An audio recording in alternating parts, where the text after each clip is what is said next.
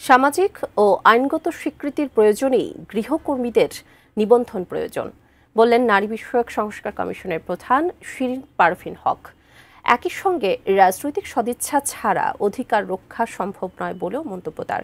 এদিকে গৃহকর্মীদের প্রতি অমানবিক আচরণ সভ্য সমাজ ব্যবস্থার দাস প্রথার নব্য সংস্করণ বলে আখ্যায়িত করেন ডিবেট ফর ডেমোক্রেসির চেয়ারম্যান হাসান আহমেদ চৌধুরী কিরণ।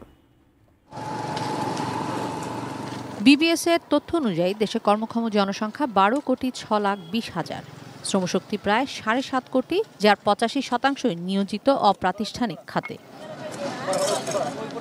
বিশালে জনগোষ্ঠীর নেই কোনো রকম আইনি ও সামাজিক সুরক্ষা, নেই কর্মস্থলের পরিচয়পত্র। কাজের ক্ষেত্রে অন্যায়ের শিকার হলেও তাদের শ্রম আদালতে মামলা করার সুযোগও নেই। এদের সংখ্যাটা প্রায় 6 কোটি। অহরহ এমন নির্যাতনের ছবি আমরা আমাদের চোখের সামনে ভেসে ওঠে। বিশালে জনগোষ্ঠীকে বিবেচনায় নিয়ে গৃহকর্মীর অধিকার সুরক্ষা বিষয়ে এফডিসিতে ছায়া সংসদ ডিবেট ফর ডেমোক্রেসির। আইন করে নয়, মানবিক দৃষ্টিভঙ্গি গৃহকর্মীর অধিকার সুরক্ষা করতে পারে। এ নিয়ে যুক্তি খণ্ডন পক্ষে বিপক্ষে।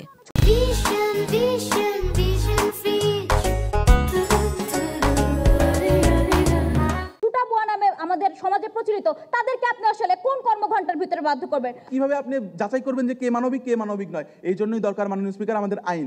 গৃহকর্মীদের জন্য নীতি প্রণয়ন হলেও তা বাস্তবায়ন হয়নি স্মরণ করিয়ে ডিবেট ফর ডেমোক্রেসির চেয়ারম্যান হাসান আহমেদ চৌধুরী কিরণ বলেন, নির্বাচনের আগে রাজনৈতিক দলগুলো যদি সমাজের অনাগ্রসর জনগোষ্ঠীর অধিকার নিশ্চিতে প্রতিশ্রুতিবদ্ধ হয়, বাড়বে আস্থা। প্রত্যেকটি রাজনৈতিক দল যাতে তাদের নির্বাচনী ইশতেহারের মধ্যে এই প্রতিশ্রুতি করে, তারা ক্ষমতায় আসলে কোনো গৃহকর্মী বা কোনো প্রান্তিক জনগোষ্ঠী যদি সুরক্ষা করতে কেউ কোনো রকমভাবে ব্যর্থ ঘটায়, তাহলে তাদেরকে আইনের আওতায় এনে উপযুক্ত শাস্তির ব্যবস্থা গ্রহণ করবেন। এবং সে কারণে আমি রাজনৈতিক সদিচ্ছার উপরে খুব বেশি গুরুত্ব দিচ্ছি এবং রাজনীতির সদিচ্ছাই পারবে আমাদের গৃহকর্মীদের সুরক্ষা প্রদান করতে।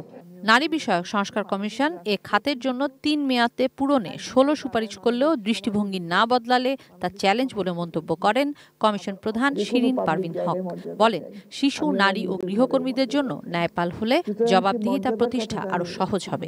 গৃহকর্মীদের একটা নিবন্ধন যদি হয়, তাহলে তখন তাদের একটা সামাজিক এবং আইনগত স্বীকৃতি তারা পাবে। আমাদের কিন্তু সংবিধানে ন্যায়পালের প্রভিশন আছে, কিন্তু এখনো 54 বছরে কিন্তু ন্যায়পাল প্রতিষ্ঠিত হয়নি।